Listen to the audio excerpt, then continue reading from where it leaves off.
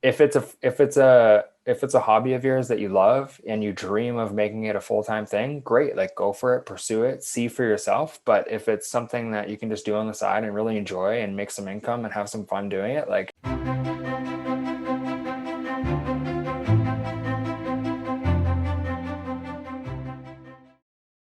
Hey, Vikiantas, welcome back to the Art of Photography podcast, where we share our passion as a photographer and how we share how the photography world have given us hope, happiness, and purpose in our life. So today we have someone from Los Coordinate.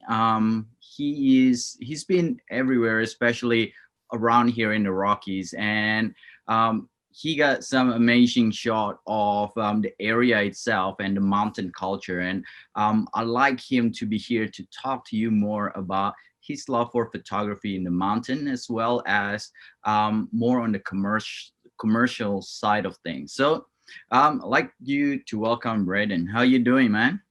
good. How are you guys doing?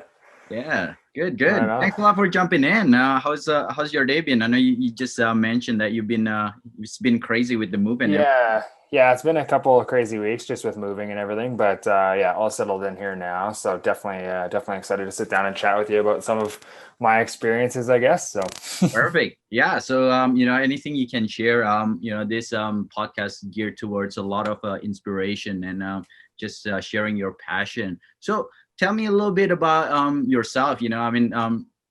You're a little bit of mystery, even for myself who kind of follow you for a little bit. I see that a lot of work that you put on the Instagram, but we love to hear more about yourself. So tell us yeah. who you are and how you kind of come about to. Yeah, definitely. So I'm 31. My name's Braden. Yeah, Lost Coordinate on Instagram. But yeah, I picked up a camera a few years ago. I'm a first responder full time, so I work full time.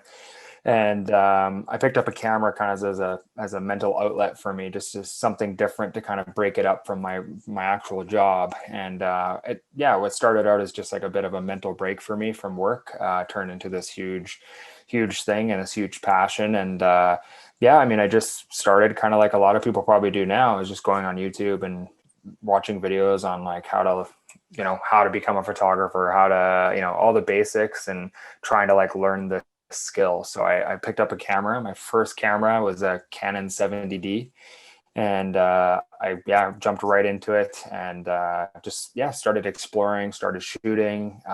Shortly after that, I met my business partner at the time, Mark Webster. And yeah, he kind of took me under his wing and kind of accelerated the learning process for me. So that's where I got really big into video and commercial photo. And it became something that was a bit of an obsession for me, to be honest. Like it wasn't just the photo and the video, it was the experience, the traveling to where these places are, getting the conditions that you want, seeing the animals, like really the glitz and glamour of it all too. Mark and I were very fortunate early on, and we had some big opportunities right when the kind of before things really took off with photo and video and social media. We had some big opportunities that allowed us to travel, and we kind of got bit by the bug, and it just kind of became this thing that just consumed me. So yeah, that's kind of how I started out. But yeah, I switched shortly after to a Sony camera, and I've been with Sony since. So I've been shooting now for a total of just over 3 years now. So Wow, 3 years. yeah, That's all. That's crazy, man. It's yeah, just insane. three. I don't know if you said 2 or 3, but yeah, just over 3 years. So yeah, so just self-taught, and then yeah, like I said, Mark helped me out a lot with that. And then kind of fast forward, we started this company called Roam Creative, and brought on some other people. The first edition was J.R. McDonald, and after that we brought on Victor Arden, Jacob Clark. Like we kind of had a team of people that we were working with all the time, and we were specializing in like tourism board assets. So we would be brought down by a tourism board, and we would create like commercial video assets for them to use for advertising, as well as like heavy commercial photo content. So like a typical job for us would be like we would be flown down to Vegas to work with an airline. and then work with the tourism board, and we'd create those assets that would be delivered to the airline as well as the tourism board to kind of promote the destination to those certain markets, which was the Canadian market. So yeah. Cool. That's Yeah. awesome. So Yeah. just before we go further, first responder, I think a lot of people that are kind of live in the mountain might understand what it is, but for those who not familiar with the term, what is the first responder? Yeah, so like full time, I'm a police officer. So yeah, there's multiple different kinds. I mean, a first responder can be a firefighter or a EMS, search and rescue, any of those kind of things. But yeah, I'm a police officer full time. So yeah, Oh, that's awesome. partly the reason why my name isn't like shared through my profile and that kind of stuff, and just yeah, my Instagram's lost coordinate, and I just kind of leave it at that. So yeah. That's really interesting because I think there is a lot of people who got started into photography just as an outlet, creative Yeah. outlet, as a way to distress from your everyday life, to escape. How did that actually start for you? Like what was, like, why photography, and Yeah. how, yeah, tell us. Yeah, like I way back when GoPro first came out, I used to make like little videos of my family and our vacations and stuff that we'd go on, and they were just like so horrible. But yeah, I looked back at that, and it was a huge like kind of mental break for me. So I'd been in policing for quite some time. Like I've been in for over 8 years now, and yeah, there's just a lot of negativity that you're dealing with, and a lot of like really bad stuff and terrible stuff that can kind of get under your skin and bug you. So I was just kind of looking for something. I was already really big into the gym, but I was kind of looking for something that would kind of take me out of the policing world and just kind of meet new people, be out in the wilderness, have something that's like completely polar opposite of what policing is, and have it be very creative. So yeah, I just started and kind of fell in love, and it just kind of took off from there. So Cool. So yeah. so did you get into photography from the video side of things, or you actually start in photography and kind of start doing the video as I well? would say video first. So yeah, Right. video is my main interest. That's what I wanted to get into, and then I started to kind of get into a bit of photography too. Like when it comes down to it, like I prefer shooting video the most. I find that it's with video, you can I don't know. With photos, you can get away with a lot of stuff. You don't necessarily have to get ideal conditions. You can change skies out. There's all sorts of technology now with it. Whereas with video, um, yeah, I like the storytelling aspect of it, and then I also really like the fact that like you've got to get the good conditions, and that's what you're getting. Like you're not changing skies out, you're not doing all this crazy fancy stuff because it's just not as easy. So you're kind of capturing things raw in the moment, and I really enjoy shooting video. Yeah, really enjoy it, and I think like again, I think we just got into things at a really good time. There was this like there was a little space in the market at the time where technology was changing at the same time. It doesn't seem like that long ago, but yeah, 3 years ago, it's like technology was changing, and the camera packages are just like I can shoot a full commercial with this now, whereas before it's you got to have this full crew and lighting crew and all that kind of stuff. So, and these bills are huge. So, what we could come in and do for, for a few grand, companies before were having to charge 15, 20, 30 grand for. So I think we just kind of got into it right at this like sweet part, like the sweet point, and just kind of established ourselves in the industry with some really great clients. So yeah.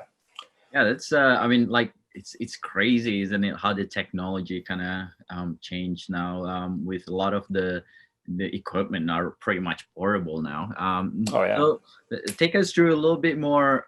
What's your setup like when you go out there and shoot, with all this tourism board or commercial shoot, Yeah. in terms of especially in terms of lighting? Do you like carry big lights and stuff like that, Yeah. or what does that look like?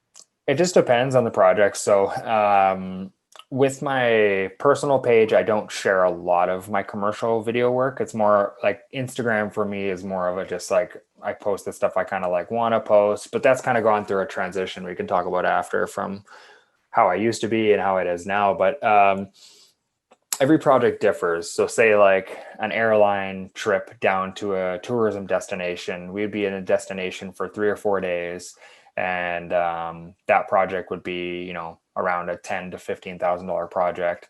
And on the lower end for a tourism board.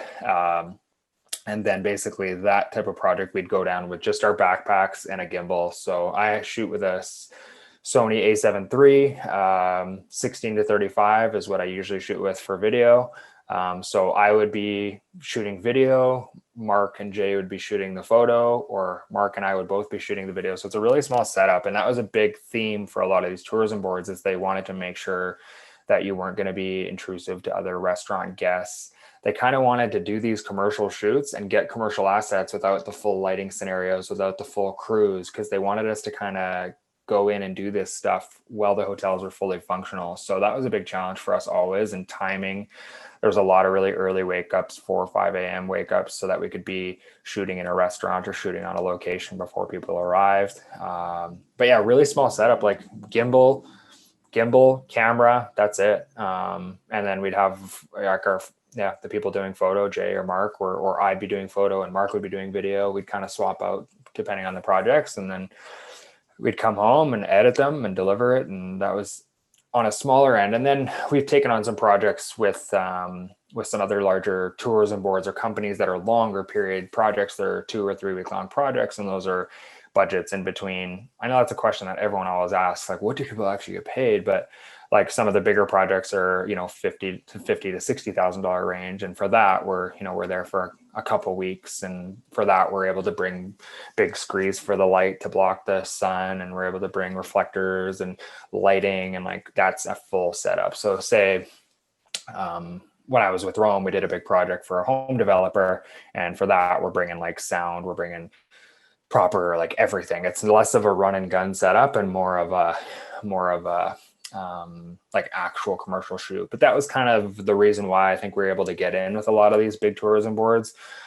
Tourism Puerto Vallarta, Tourism, San Diego, Tourism Vegas, Tourism Toronto, like tons and tons of different boards that we worked with over the year. That was the thing, is we could come in with a backpack and create, again, nothing absolutely unbelievable, but it was great for social media use. It was great for YouTube, and some of our stuff's even been airing on TV now. So I think for the tourism board, it was a bargain, because they could be like, oh, 10 or 15 grand, these guys can come down and do this, and they don't have to disturb. We don't have to close hotels. We don't have to do this.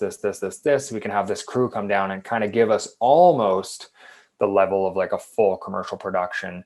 But we don't have to like shut down the streets like we would on a Porsche commercial or something like that. So, awesome. Yeah, man, there's so many questions that I have from that.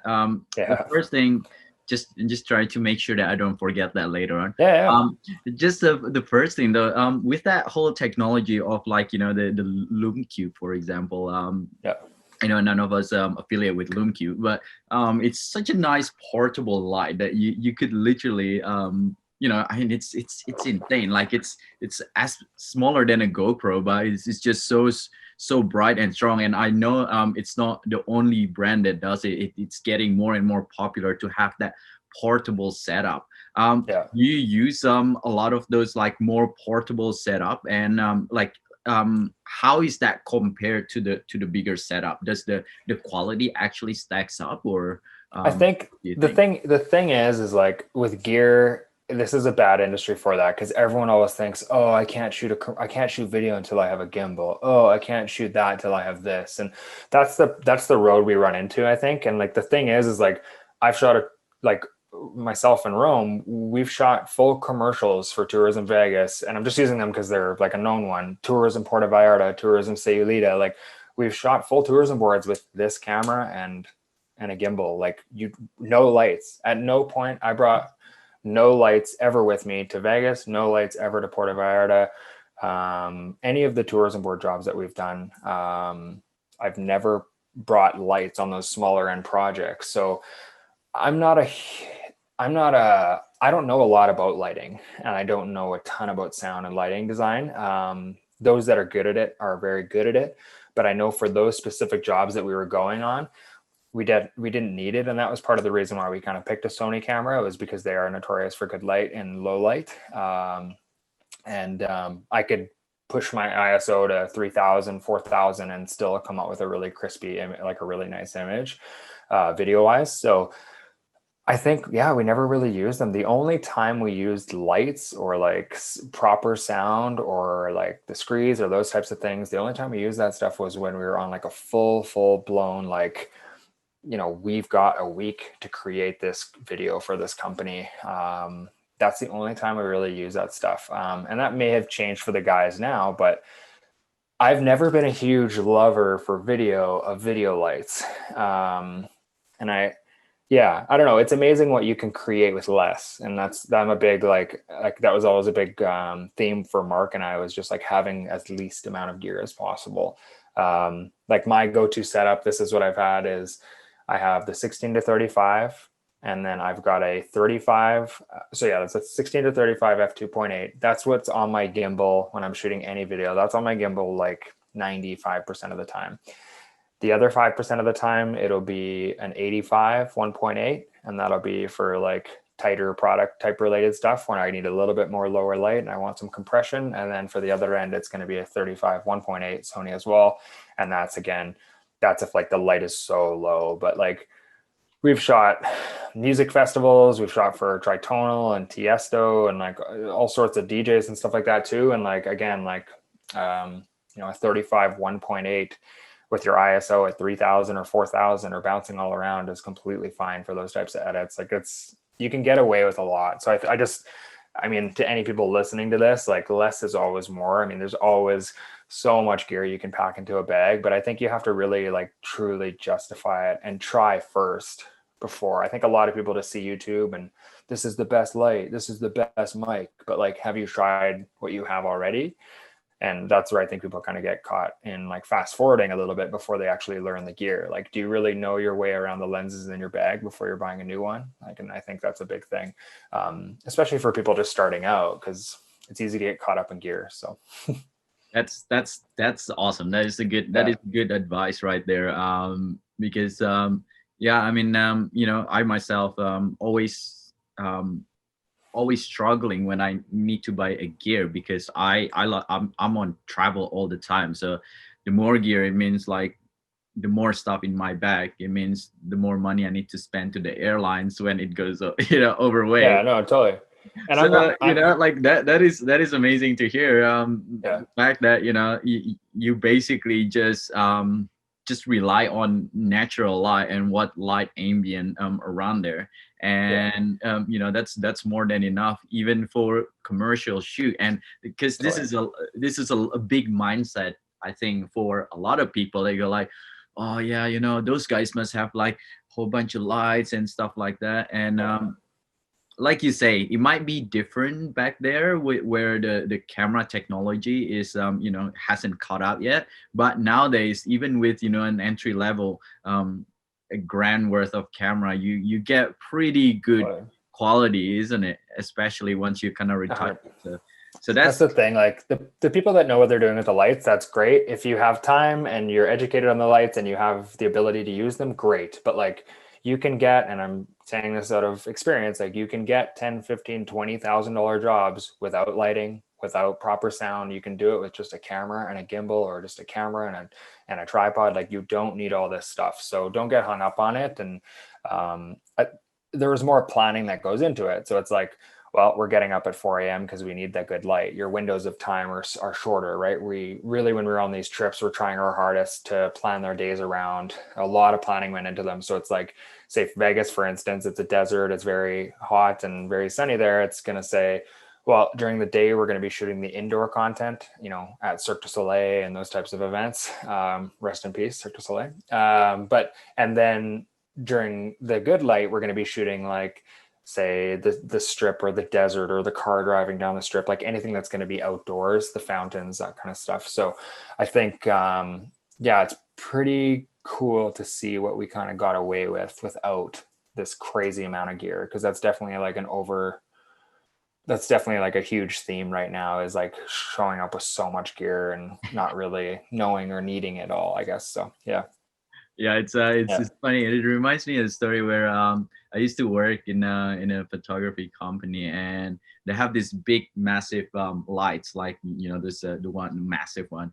And yeah, every time we go for a group photo, or like those type of thing, my colleague would bring these lights, and I was like, I'll just bring a flashlight. It should be good. Yeah. Like just a flash should be all right. Yeah. But yeah, Yeah, it's like crazy. and it's again, there's some amazing stuff with it, like light painting, and there's some amazing like for video sets and stuff. Like if I'm shooting indoors in a hotel, or say I've got wind of light coming from this side of my face in the video here, like obviously yeah, having a light here is going to be ideal. But anything, a lot of what we were doing is travel and adventure based stuff. So we're going on dune buggies, we're going down zip lines, we're going in the desert, we're doing all that kind of stuff. So we were really fortunate to have like good or workable light most of the time. So yeah. So what happened if like let's say you're planning to shoot an outdoor you got 3 days of going out there. This is the outdoor shot that you need to do. This is the location, and suddenly the weather just doesn't work out. Like the light is just really flat, really dark. What do you then? Do you like stay over for a longer period of time waiting It for that? happens. Or It happens a lot. So say for instance, we were going to Moraine Lake to shoot a scene and for a tourism board. If we arrive there and we can wait another day, oh, we got tomorrow, cool. We'll probably try to wait for tomorrow. But if push comes to shove and we're forced to shoot, we'll probably just shoot a little differently. So instead of shooting wide, we might just crop in and just be shooting at 50s and 85s and those types of zones, so we can kind of get close-ups on boots, close up on facial expressions with like the mountains in the background, instead of like really focusing on those wide expansive shots where the light just isn't good. So it's these trips are really stressful, and they're go go go. Mhm. And I give credit to anyone that does do this full time. I took a leave from work for 1 year to pursue Rome and to do this full time, and to build the company up to what it was. And for me, at the end of it, it was just honestly, it just was. I started to dislike photography, and I started to dislike videography because it just became too much for me. So um, I ended up leaving Rome, and Mark and Jay are continuing on at the company. And now I just kind of do photography and videography on the side as for fun, as a hobby. I also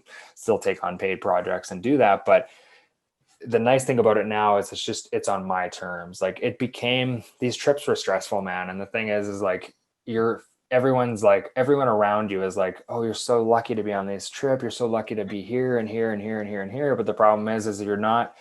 I always felt that you're physically there, but you're never mentally present. And you're always consumed with what you're doing and planning the light and never sleeping. And yeah, like the early guy, like I'm good friends with Jacob, like JBX, and he used to be Sam Calder's videographer and editor and stuff. And yeah, he's saying the same thing. He's like, these trips are just go, go, go. It's nonstop. People don't on the outside have a full understanding of like what's involved in these trips, because it's just nonstop planning. And when it's run and gun like that, it's like it's up to you to kind of be creative and create. And if this location isn't working, you go on to the next. So it's go go go. And yeah, it's a wild ride. And this last year and a half that we went hard, it was a wild ride, and I got so burnt out, it was crazy. So yeah. That's cool. Thanks for sharing that. I think there's Yeah. two things that I really want to share with the listeners. Is that first of all, I love your whole notion of if it doesn't work out, you find something else that work out, and I think that is really a great advice, especially for those who kind of get really fixated on what you have seen, and you get this bias. Like for example, Moraine Lake is a good example. You go there, you have this picture in your head already. You Yeah. go there, you're not even shooting, you literally go to that spot and take that photo. And I did the same thing the first time. I Oh just thought, yeah. where Yeah. is that spot? And if the color doesn't work, like it doesn't mean it's the end. You just have to look different, like for different things. So that's amazing to share that.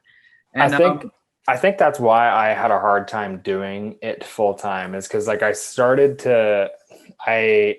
and now I have like a better relationship with it. And I think it's important for people to hear too that like just because you love photo and video doesn't mean that you have to pursue it full time as a career. I think when we were I think you can be really successful if you are working a full-time job and maybe you don't love your job. Maybe it's not something you absolutely love day to day, but if it allows you to take risks and chances and buy a little bit of better gear, or if it allows you to kind of take those risks within your own creative business, or if you have a business on the side, for me, and not for everyone, there's a lot of people listening saying like, oh, screw you, like you just had an opportunity to do this full time and that's my dream. And that was why I struggled with it for so long. But I think is like, don't get hung up on having to do this full time or having to do this as your job, because for me, and this isn't the same for everyone, but for me, I enjoy it so much more now that I can just do it as a hobby and still make income on the side and take on what I want to take on. Because talk about Moraine Lake,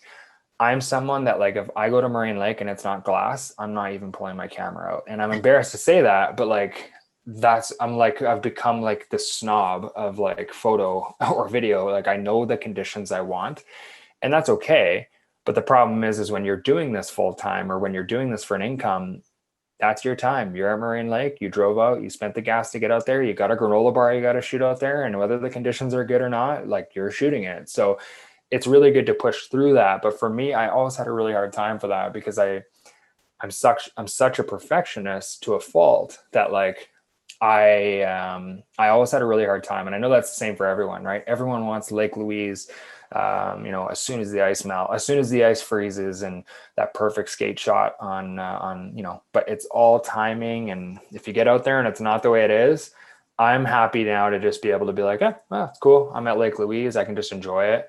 Whereas before it was always like, oh, I got to shoot this stuff and the conditions aren't perfect. And, oh, the clouds are covering the mountains. Like, and I just stress out about it. And it just became consuming. And these trips and like these shoots never go to plan. I'm sure as anyone who's been trying to do this full time sees, like things really very rarely go to plan, and getting those amazing conditions is more rare than it is, common. So I think for me, and like the important message that I want people to know is like, if it's a hobby of yours that you love and you dream of making it a full-time thing, great, like go for it, pursue it, see for yourself. But if it's something that you can just do on the side and really enjoy and make some income and have some fun doing it, like I've really enjoyed it a lot more since kind of coming full circle back to just being able to enjoy it and like really push myself to like get a good shot, and like be able to take the time.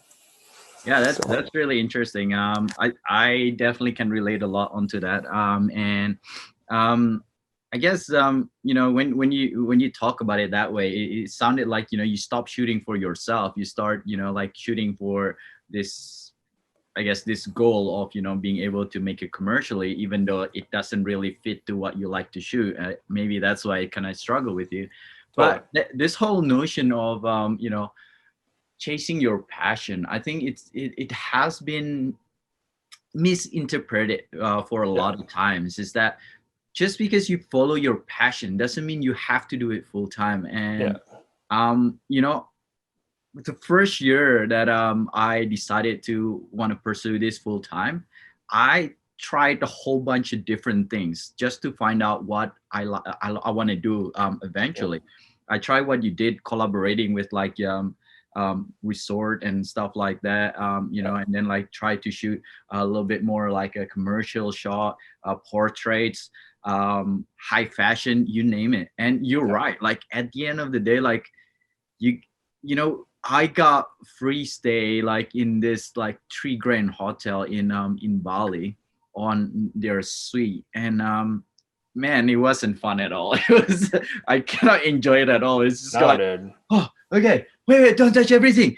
Take photo of this first. And it's like, okay, let's go here. Take a shot. Man, like at the end of that 4 days or whatnot, it was probably a good hour where like you could just actually enjoy it. And Yeah, and that's the thing is like, now that I'm back to work, my girlfriend and I will go and enjoy some hotels and we'll go, but like you have to set boundaries for yourself and say, okay, we're staying at this hotel. This is what they want. Is that realistic? And like I said no to a hotel a few weeks ago. A hotel was asking, one of the most expensive hotels in Canada was asking for me to stay there for a couple nights. They wanted me to bring my brother's family and my girlfriend, and they wanted us to stay for a couple nights. But what they were wanting in exchange for that was not worth it. And I will say that like 2 years ago or even a year ago, I would have done it because it would have been, sadly at the time, more important to me to kind of like showboat and be like, look where I'm staying, look what I get to do, look at this beautiful hotel and look who I'm shooting for. At the time, that was so important to me that I would have just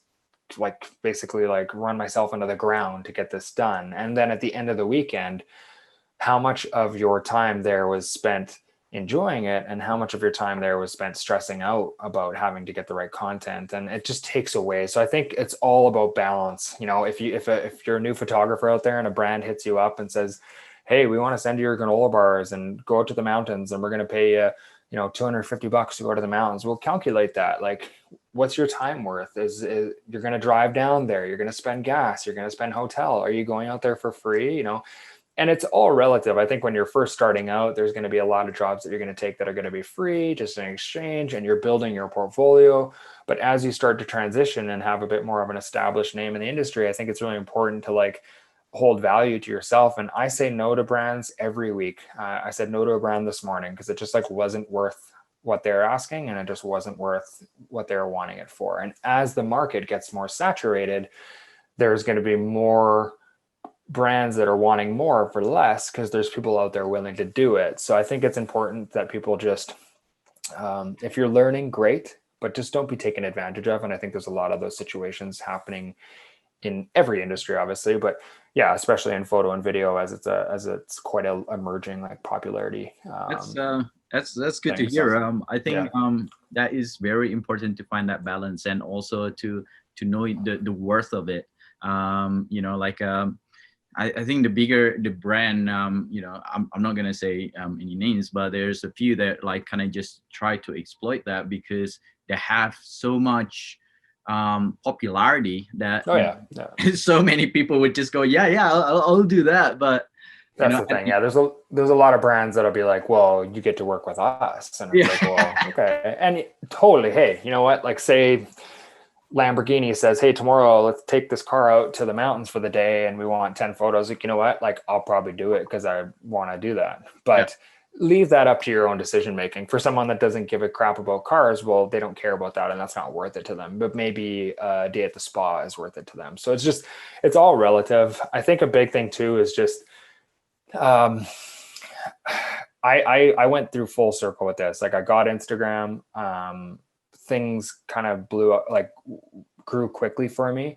But the problem was, I was posting what Instagram wanted me to post, and for 2 years it was just center frame, me standing in the photo, like me. It was all about me, and it got to the point where I just like wasn't proud of my work. And I remember being in Hawaii last year, and I was with Garrett, Short Stash, and he was just saying to me like, why?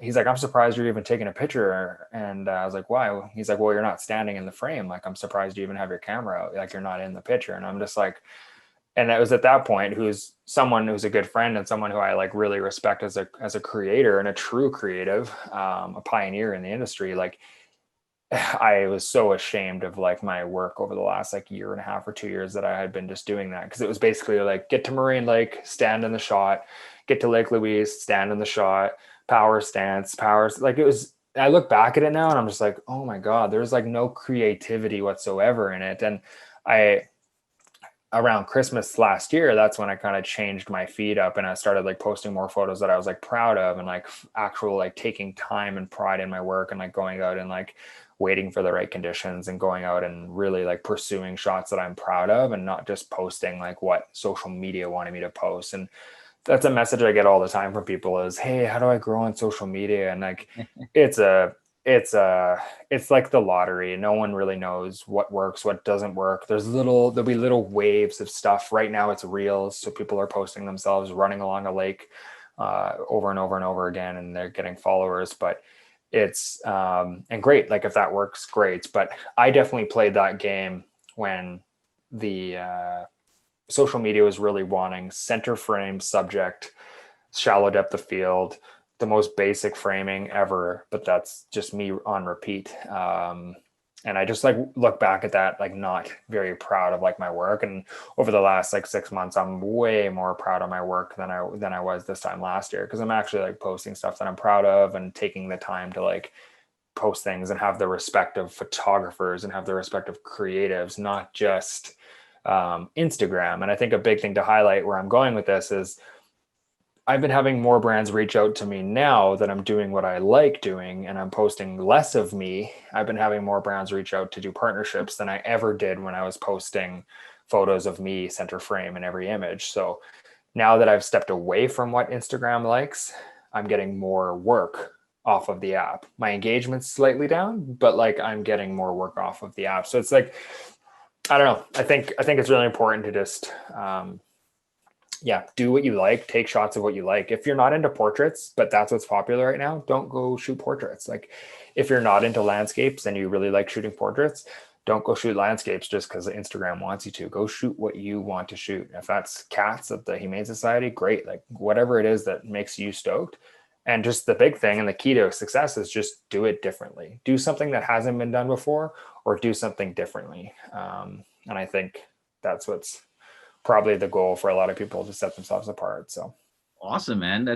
That's really inspiring. Thank you for sharing that and opening up. I think that is I think a lot of people need to hear that.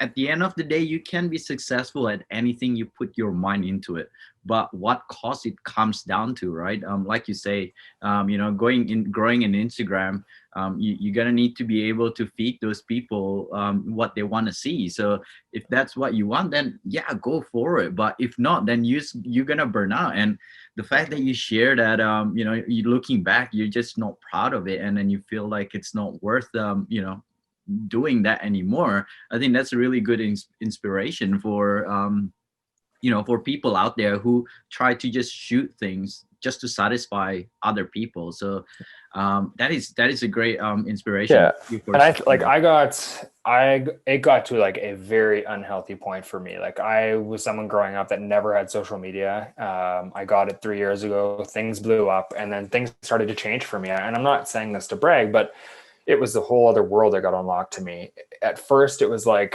I remember my first products I got for free, and I was like, "Oh my god, this company just sent me these watches, or this company sent me a T-shirt," and like, "Holy crap, this is so exciting!" And I remember that moment, and then it started to become more and more. It's like, oh, now I want to go on a trip, and then I got a trip paid for, and then it was like, I want to get paid to go on a trip. I want to get paid to do this, this, this. I want to work with a big car brand. I want to get flown to this. I want to work internationally. I want to get flown to another country. And like, all so it just got more and more and more consuming. And I just got so consumed with consuming and more free stuff, more paid stuff, more attention. I was getting attention from my social media because I was posting myself a lot. So I was getting all the attention from people, and it became this like very, very poisonous thing. So I want to make sure that people are, again, like I'm positive, but like I want to make sure that people recognize the dangers of social media too. And like, hey, say for instance, for my business partners, they handled the stress fine. Like they're both okay. They both handled it okay. It didn't affect them the same way as me, but with me, I like got obsessed with the attention. I got obsessed with free stuff and consuming and having an entire basement, literally at the time, an entire basement of free products that were piled up in the basement. And I was like hoarding all of it. It's crazy, but I was over consuming, and it was like, oh, I want to take GMC out to the mountains. Well, now I want to take this out to the mountains, and I want to get paid for it now. And it just became this like thing that consumed me, and it became very, very unhealthy. And then I started to look into things and realizing that I was becoming less and less connected to real, tangible friends, people, loved ones, a relationship. And I was becoming more consumed in my phone and being on the app and being on social media. And it took me away so heavily um, from just real life and reality. So I think it's important for people, if you are surrounding yourself with the photo and video internet or like Instagram community, which is a great community. I've met amazing people through it. But if you are surrounding yourself with those people, it's very important to surround yourself with others outside of this world too, so that you can stay connected and grounded and realize that, hey, maybe it's not okay to be on your phone for your entire dinner with your friends, or maybe it's not okay to spend 8 hours on your phone a day on Instagram, right? Like it's important to recognize those things. And I think we're all guilty of it. But I think it's really, really important for people to just realize that like, hey, now that I've found a balance and like I post once or twice a week on Instagram, and I'm not saying my way's right.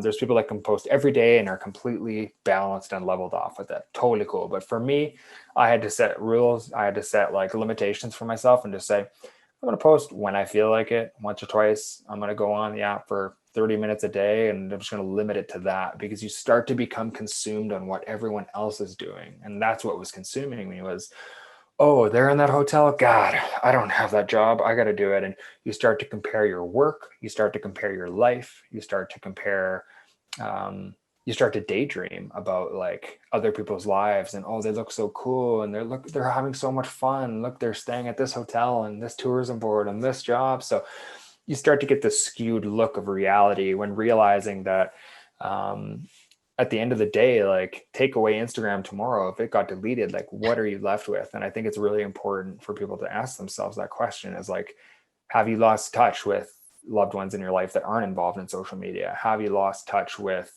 the important things in life? Like when is the last time you just went for a walk and just enjoyed it and didn't bring your phone or camera? Or when was the last time you went to Moraine Lake and didn't take a story, right? It's like, I think it's just, yeah, it's a conversation that's become more popular over the last few months is just, yeah, being more present. And that's something that I really tried to work on for myself. And that was a big reason why I stepped away from the company was just, I just wanted it to be on my terms again. I didn't want to have to do it. So yeah. Awesome, man. Yeah, like I think that is amazing. What you just shared there. Totally agree with that. I you know struggle a lot with finding that balance still. You do need, especially when you're kind of creative, you do need that exposure, but at the same time you want Definitely. to be present to your family, friends, and also Yeah. like the adventures of it. The more time you spend on the social media, the less time you're gonna go out there shooting. Like there's only 24 hours a day.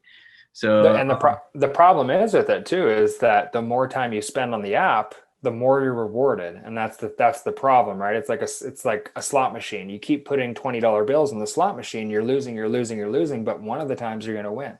So it's that's how it's set up, and I think it's just important. It's setting limitations and making sure things aren't obsession and they're healthy hobbies, they're healthy pursuits. And I think that's the same for any business, right? It's be the same for a restaurant owner. They're there 5 a.m. till 10 p.m. every day, 7 days a week. I think you have to really recognize when is time. There's a time to grind and hustle and build and really work your ass off to get to that point.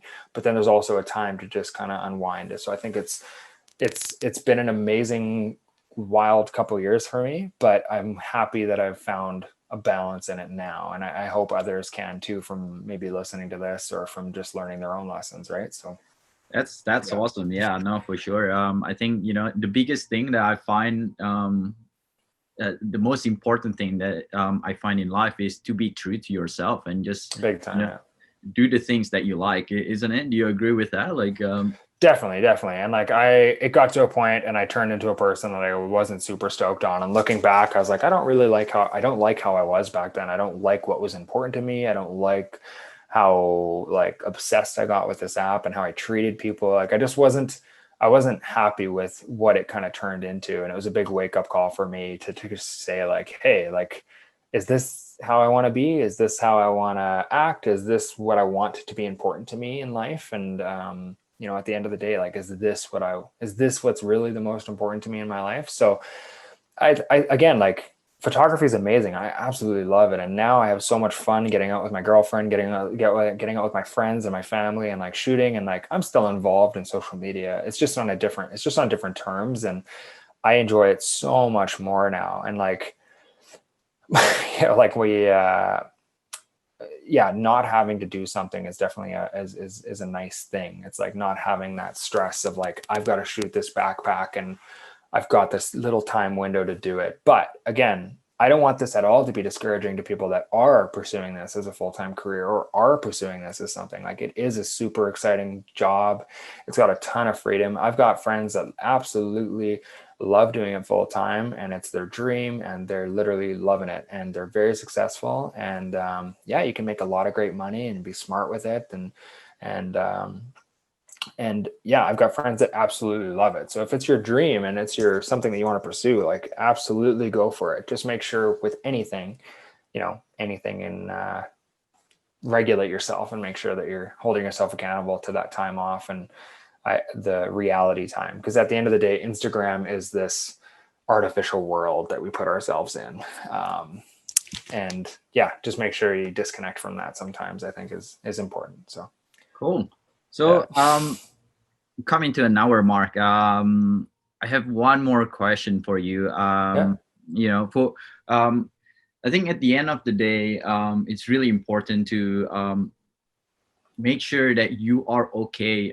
Everything you do, there's gonna be a good and a bad things, right? Oh, yeah. Everything. So what I usually like to let people know is that when you want to do something, just kind of try it first. So like test the water. Is that really something that you want?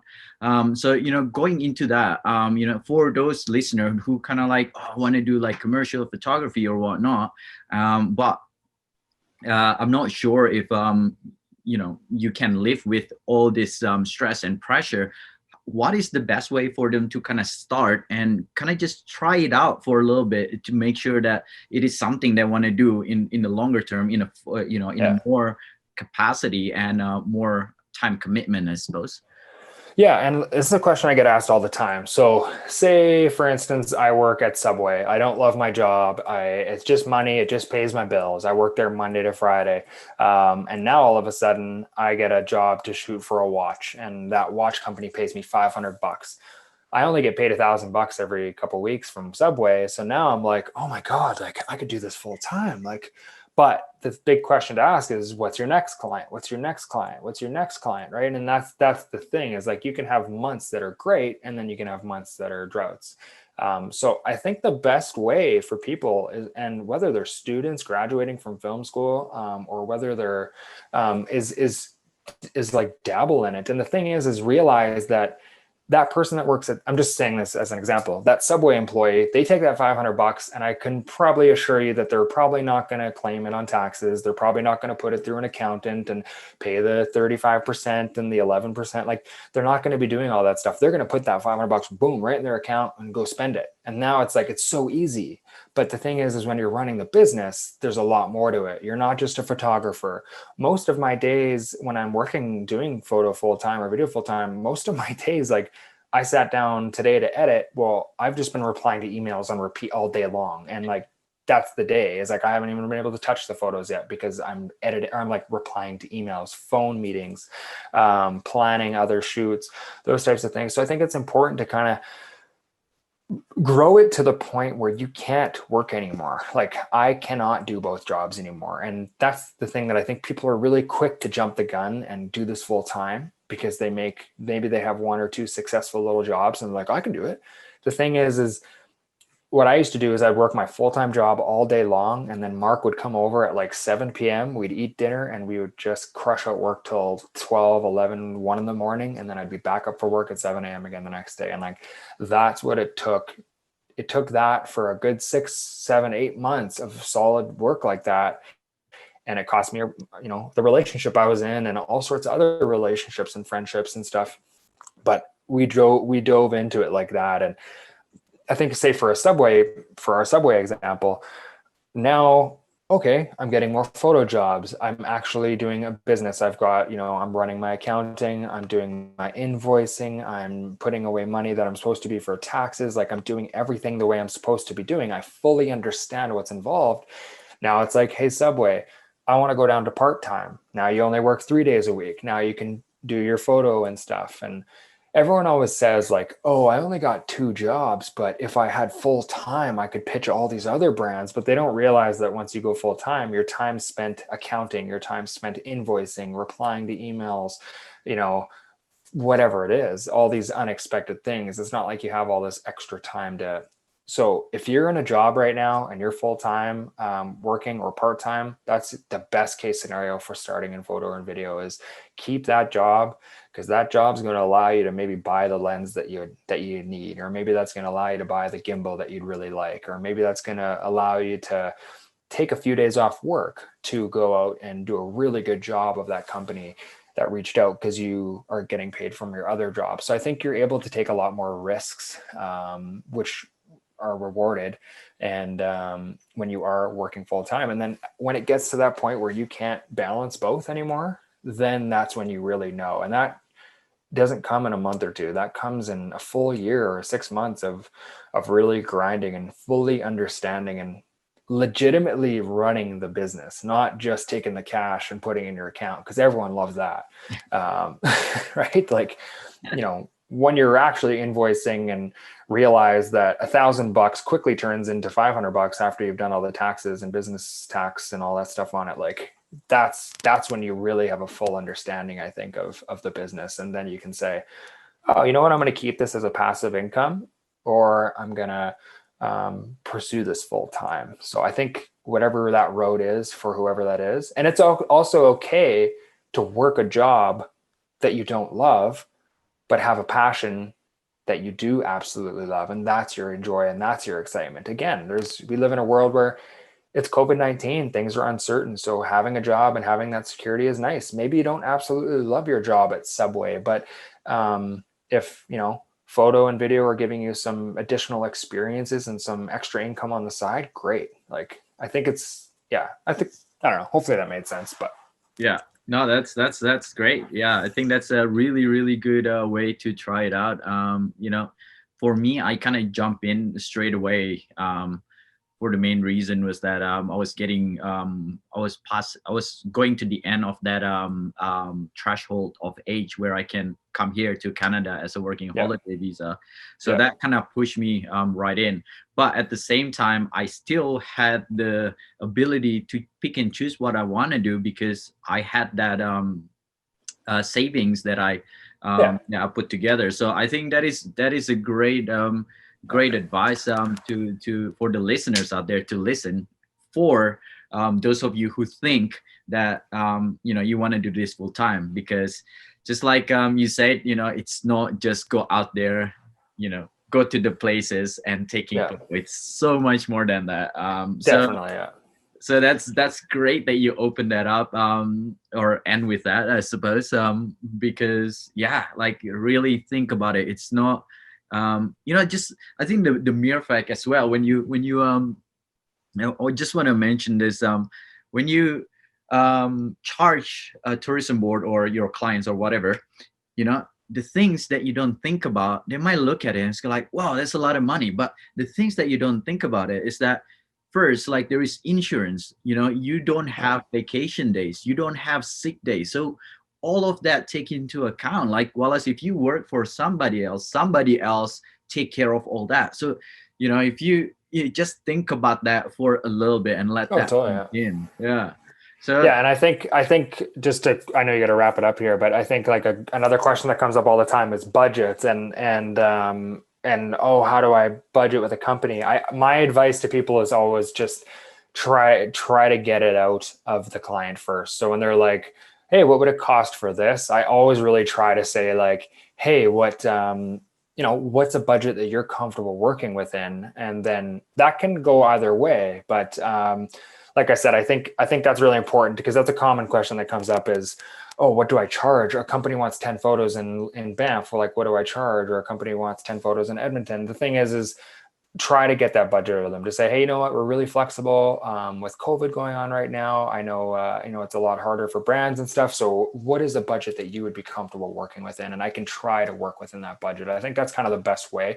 Some brands will just dance back and forth. There'll be 4 emails back and forth, and they just won't tell you. They want you to name it. So if it gets to that point, then obviously name a price. There's a lot of videos on YouTube and stuff like that can give you a bit more of a hand, but on actual specific pricing. But just let the brand kind of tell you first, because they may overshoot or may undershoot, and definitely a benefit to let them kind of say first if possible. So I think by doing that as well, you could see whether or not it's worth it for your time, right? I mean, like, if you go like, well, man, like, it's not even like, they want 100 photos in 2 days and it pays $50, and then you go like, well,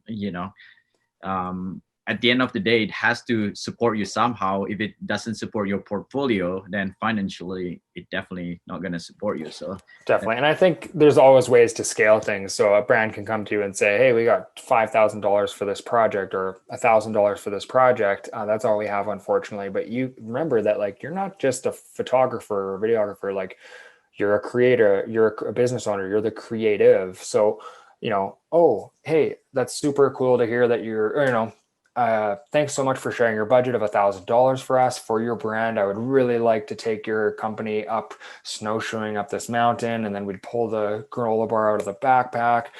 For that, I would have to have two friends. I would be filming it. I'd make sure that I have a guy and a girl, maybe some visible minorities. These are the reasons why our gas to drive out there. So I would be able to do this project and carry out that for 1,500 or 1,750, or like if you justify why and kind of lay it out for them and really sell them on that idea, then sometimes they can be like, oh, okay, well, we can come up with the extra money, or you just scale it down. So yeah, I think just remember that it's not just money talk. Like, sell the brand on your idea.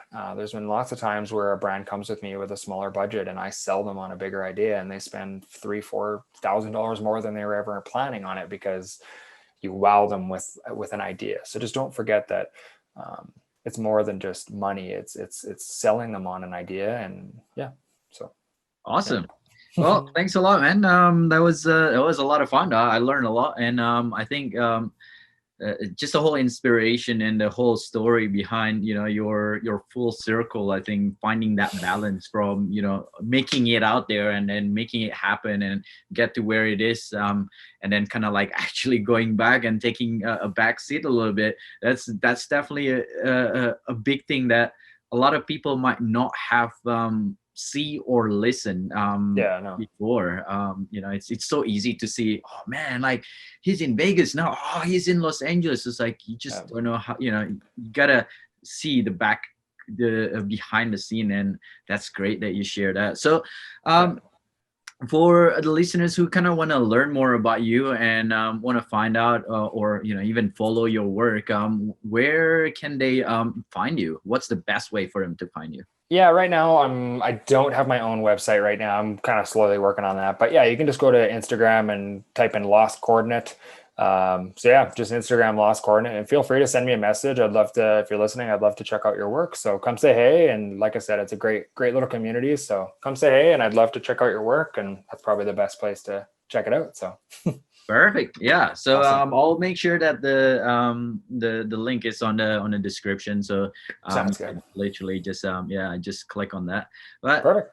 all right, well, we'll wrap it up. And look, thanks a lot, Wiki Hunters, for listening. Hopefully you get a lot of inspiration, but also a lot of insight of what it takes to run photography business full time. I suppose it's not just photography business; it's anything that you're passionate about. So there was a lot of advice that that we talk about there in terms of just trying it out first, and like make sure it is something that you want, because at the end of the day, it's your life. Like, there's no point making a lot of money if you're not going to be happy about it. So well, thanks a lot for listening, and don't forget to subscribe and hit the bell button if you're listening or if you're watching on YouTube. There's a little bell button on the bottom there. But if you're listening on a podcast, I'll release this every single week, so make sure you stay tuned. All right. Well, until next time. Well, thanks a lot, man, for your time as well as for your advices. Sounds good. See you guys later. Thanks so much.